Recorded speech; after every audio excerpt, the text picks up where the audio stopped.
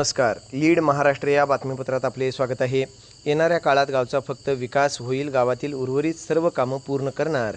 आमचे नेते समितदादा कदम यांच्या मार्गदर्शनात आम्ही वड्डी गावचा संपूर्ण विकास करू, असे वड्डी गावातील पोटनिवडणुकीतील लोकनियुक्त सरपंच पदाचे उमेदवार राजू वजीर यांनी सांगितले आहे. आज प्रचाराचा भव्य शुभारंभ करून रॅली काढण्यात आली. गावातील सर्व मंदिरात जाऊन प्रचाराचा नारळ फोडण्यात आला. यावेळी राजू वजीर व सहकाऱ्यांनी विजयाचा विश्वास व्यक्त केला.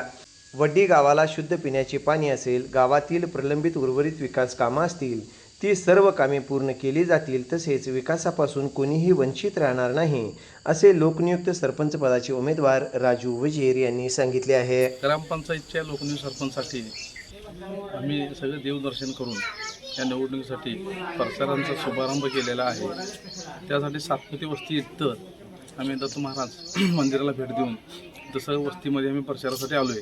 आम्हाला प्रतिसाद चांगला मिळालेला आहे मतदारांचा. आणि आज जी रॅली जी होती, असं रॅली बघून असं वाटतंय की आमचा विजय झालेला आहे.